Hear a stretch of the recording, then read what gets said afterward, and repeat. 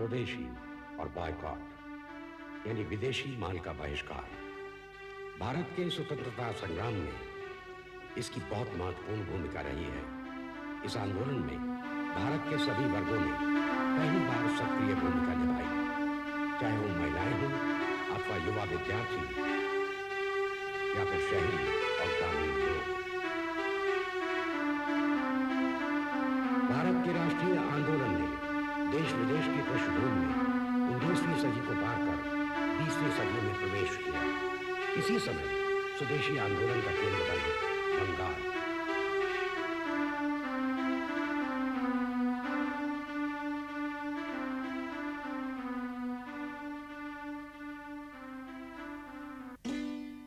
घोर साम्राज्यवादी Lord Curzon ने स्वदेशी आंदोलन से भयभीत हो बंग भंग की योजना बना डाली और 20 जुलाई 1905 को लॉर्ड कर्जन ने बंगाल के विभाजन का फरमान जारी कर दिया। बंगाल को विभाजित करने का असली मकसद राष्ट्रीय आंदोलन को कमजोर करना था, क्योंकि बंगाल सारे देश के राजनीतिक आंदोलन का केंद्र बना हुआ था। इस विभाजन के पीछे ब्रितानी हुकूमत का दुर्भावनापूर्ण उद्देश्य था और वो था मुस्लिम बहुल पूर्व बंगाल को हिंदू बहुल शेष बंगाल के विरुद्ध खड़ा कर देना।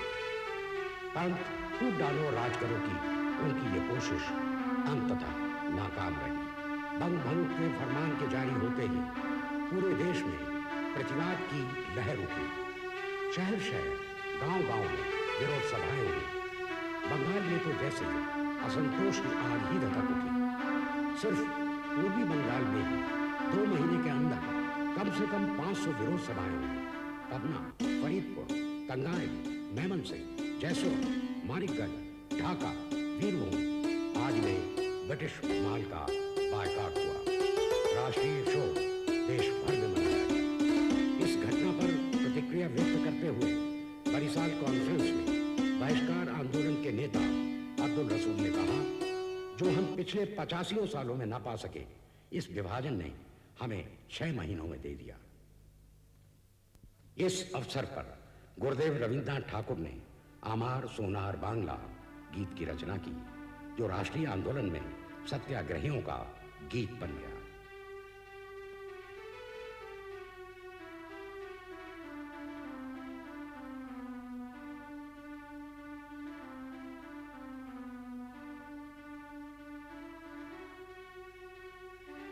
गुरुदेव के आह्वान पर रक्षाबंधन का पर्व आपसी एकता और सहकार दिवस के रूप में मनाया गया।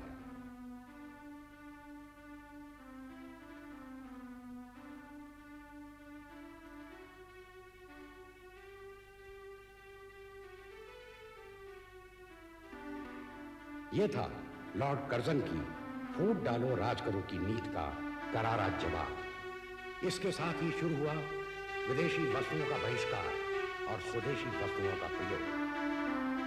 निरंतर सभाएं हुई। विदेशी वस्तुओं की दुकानों पर पिकेटिंग की गई। विदेशी वस्तुओं की गोलियां जलाई गई। देश के स्वाभिमान को जागृत करने के लिए उन्होंने देश में एक ऐसी हवा पैदा की कि जिससे विदेशी चीज़ों के खिलाफ सारा भारतीय मानस बन गया। मुझे याद आता है उस ज़माने में ऐसे ऐसे लोग थे कि जिनके पास खूब बढ़िया तरह तरह की विदेशी कपड़ों की पोशाकें थी। होली जलाई गई, बहिष्कार किया गया विदेशी का, और जगह जगह पर जो होली जलाई गई उसमें लोगों ने अपने वो कीमती कपड़े और जितनी कीमती चीज़ें थी वो सब उस होली में स्वाहा की।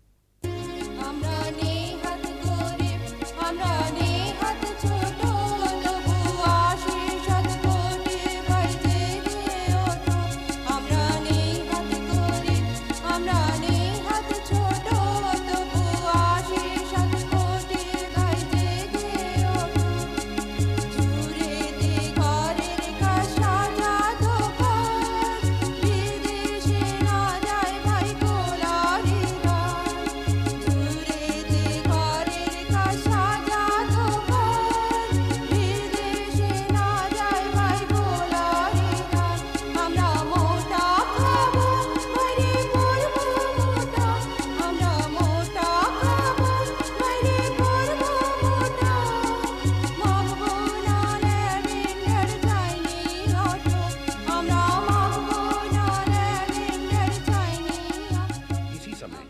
नरम दल के नेता सुरेंद्रनाथ बनर्जी ने सारे देश का दौरा किया और लोगों से आग्रह किया कि वो विदेशी वस्तुओं का परित्याग करें।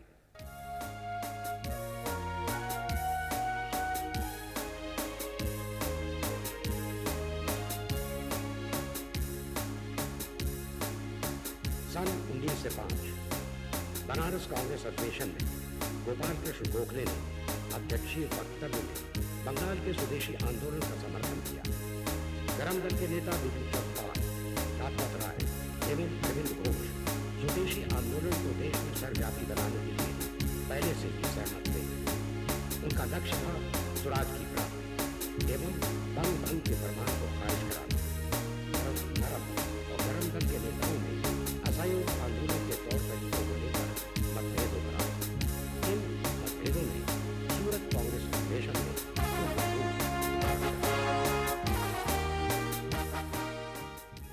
गरम दल के जो नेता थे उन्होंने इसका नेतृत्व अपने हाथ में लिया। इसके इम्पोर्टेंट जो लीडर्स थे वो बंगाल में बिपिन चंद्र पाल थे, श्री अरबिंदो।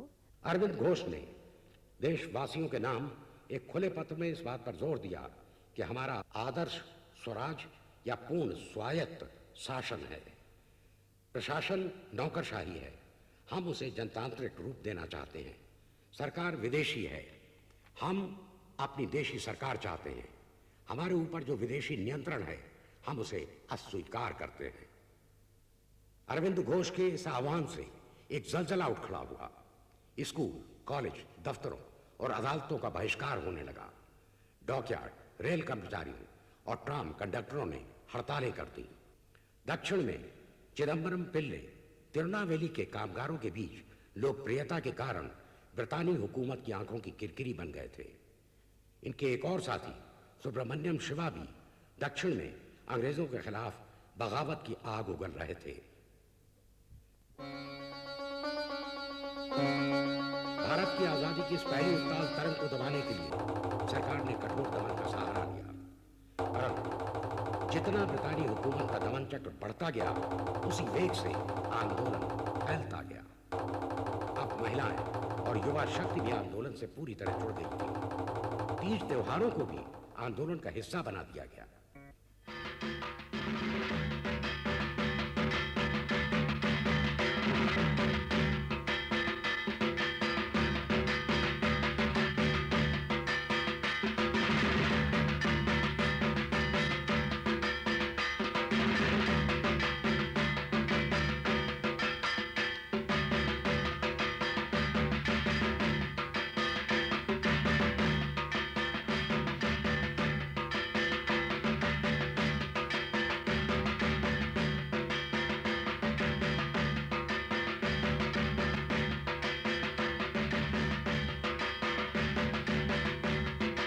तिलक ने महाराष्ट्र में शिवाजी व गणपति उत्सव के माध्यम से स्वदेशी के महत्व को समझाने की कोशिश की।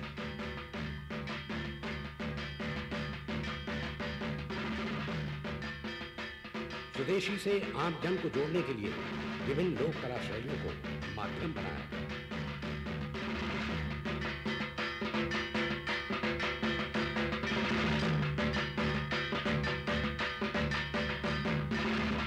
बंगाल की प्रसिद्ध लोक शैली जात्रा में गांव-गांव में स्वदेशी का संदेश फैलाया।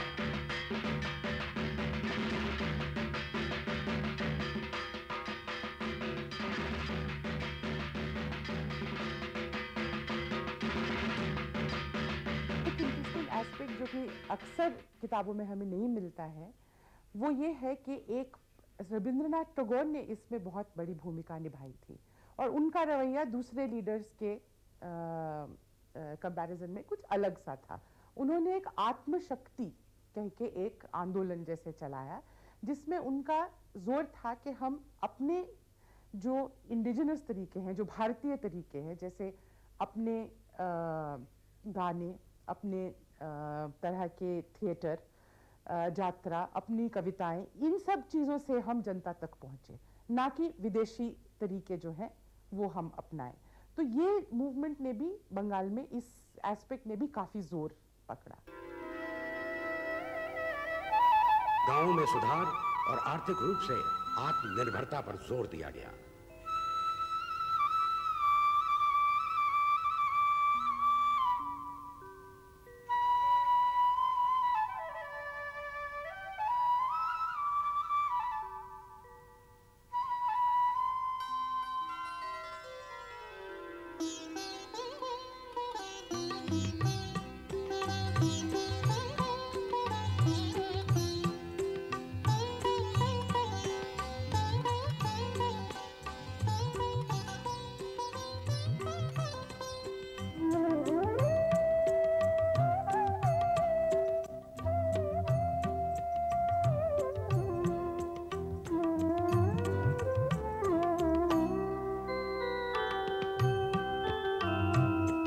सामाजिक कुरीतियों और अंधविश्वासों के विरुद्ध स्वर मुखरित हुए।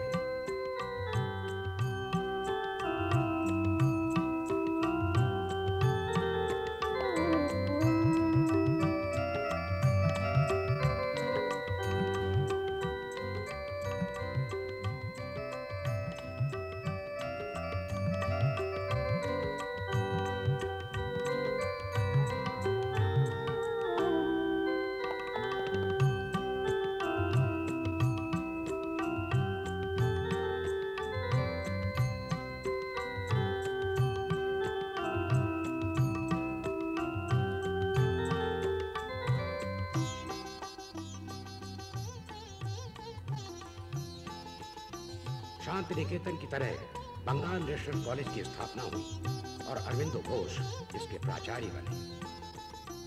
भारतीय जनमानस तक पहुंचने के लिए प्राइमरी से विश्वविद्यालय स्तर तक की शिक्षा का माध्यम भारतीय भाषाओं को रखने की बात कही गई। बंगाल तकनीकी संस्थान की स्थापना हुई। छात्रों को उच्च तकनीकी शिक्षा ग्रहण करने के लिए जापान भेजने की व्यवस्था की गई। इसी दौरान आत्मनिर्भरता के मकसद को पूरा करने के लिए बहुत से स्वदेशी व्यावसायिक संस्थान बने। बैंक, बीमा कंपनी, उद्योग विभाग और वे सभी संस्थान इसमें शामिल हुए।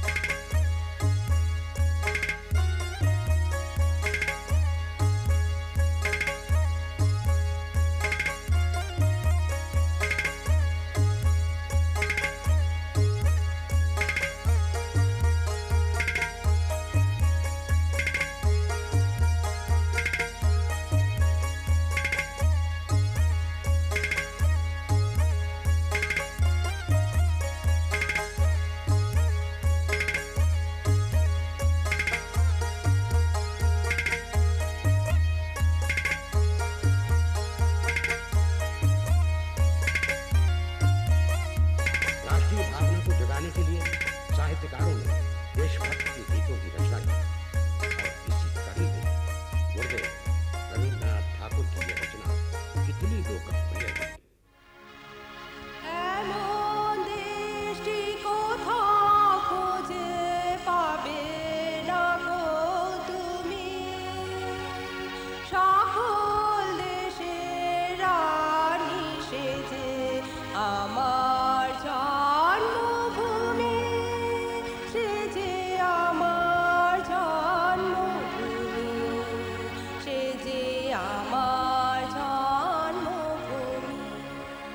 रजनीकांत सेन का यह गीत भी देश प्रेम का अद्भुत उदाहरण बन गया।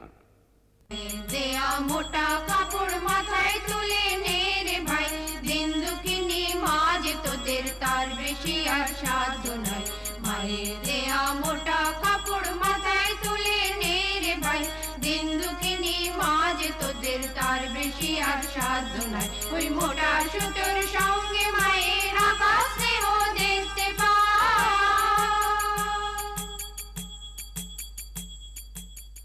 काजी नजरुल इस्लाम ने इसी दौरान इस गीत के माध्यम से देश की आत्मा को झकझोर दिया। भगवान पड़बे फांसी सर्वनाशी शिखाए एहेन तत्व केरे तारा रইলো कपाट भेঙে ফেল কর রে লোপাট রক্ত জমাট শিকল পুজোর বাসর বেদি तारा रইলো इतना ही नहीं, दक्षिणा रंजन मित्र मजूमदार ने ठाकुर मारजूली नाम से बच्चों के लिए परी कथाओं की रचना की।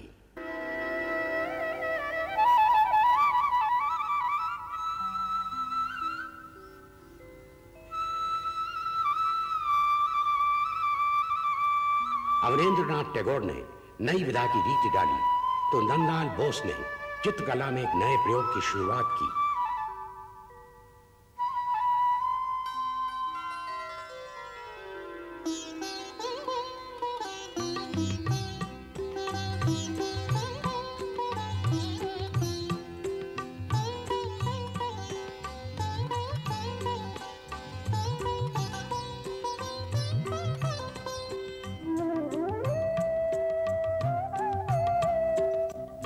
विज्ञान के क्षेत्र में जगदीश चंद्र बोस की उपलब्धियां तो सर्वविदित है ही।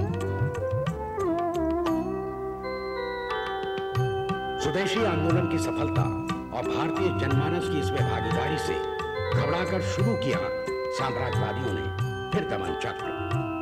अजित सिंह, लाला लाजपत राय और तिलक को भी जेलों में डाल दिया गया।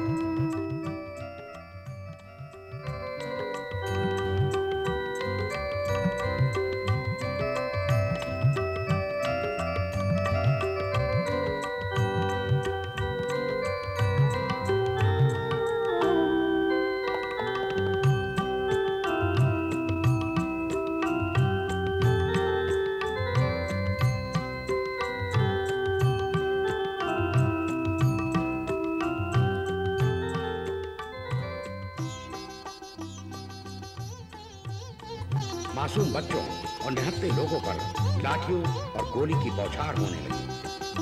कांग्रेस में आपसी मतभेद और प्रभावी संगठन के अभाव में आंदोलन की चमक तब फीकी पड़ने लगी, तो नौजवानों ने बम और पिस्तौल का सहारा लिया। वो था एस्पेक्ट रेवोल्यूशनरीज का या रेवोल्यूशनरी टेररिज्म का। श्री अरबिंदो के इस एस्पेक्ट के साथ, इस ग्रुप के साथ कुछ थोड़े बहुत लिंकेजेस थे, परंतु ये ग्रुप अलग ही था। हालांकि ये उन पर आरोप लगाया गया था कि वो इस दल के साथ मिले हुए थे। अनुशूलन समिति जैसे थी, वो एक ग्रुप था जो इस वक्त काफ़ी एक्टिव था। तो इन लोगों ने कुछ जैसे टेररिस्ट एक्शंस होते हैं, बम फटाना और इंडिविजुअल असैसिनेशन, ये सब जो तरीके थे वो भी अपनाए। सन 1907 में बंगाल में क्रांतिकारी गतिविधियों की शुरुआत हुई लेफ्टिनेंट गवर्नर पर हमले के साथ, परंतु वो असफल रही। सन 1908 में खुदीराम बोस और प्रफुल्ल चाकी ने मुजफ्फरपुर के जज किंग्सफोर्ड पर हमला किया। किंग्सफोर्ड ने स्वराजियों को बहुत ही सख्त सजाएं दी थी। हमले में असफल होने पर प्रफुल्ल चाकी स्वयं को गोली मारकर शहीद हो गए और खुदीराम बोस ने फांसी का फंदा चूम लिया।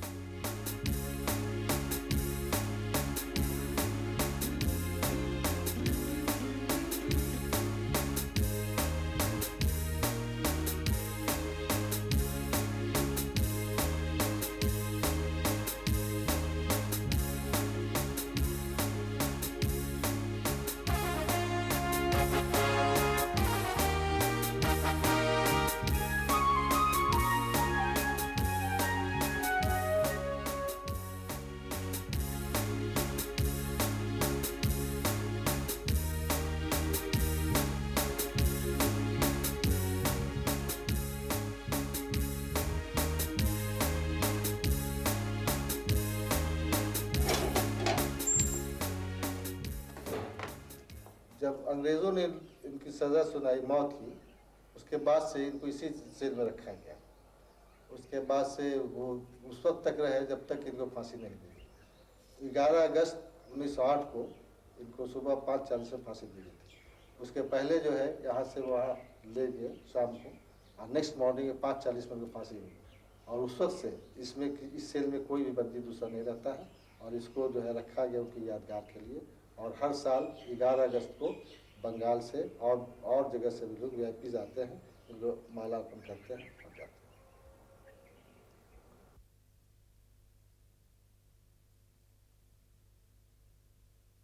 शहीद खुदीराम बोस को 6 नंबर सेल से 10 तारीख की शाम को लॉकअप के पहले यहाँ लाके बंद किया गया, लॉकअप किया। नेक्स्ट मॉर्निंग में 5:40 में यहीं से ले जाकर फांसी दी गई थी।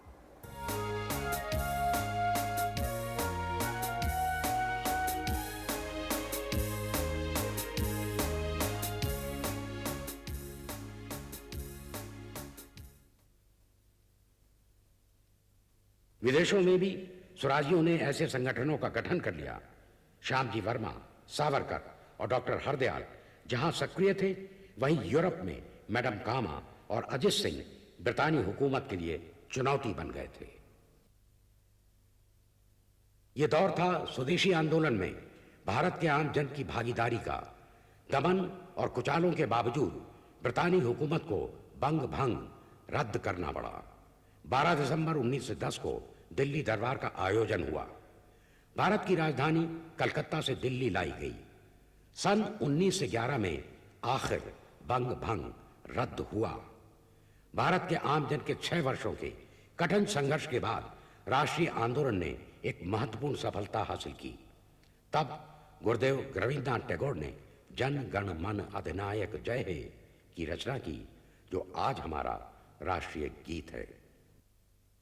नायक जय हे भारत भाग्य विधाता, पंजाब सिंध गुजरात मराठा द्राविड़ उत्कल बंगा, विंध्य हिमाचल जमुना गंगा उच्छल जलधि तरंगा।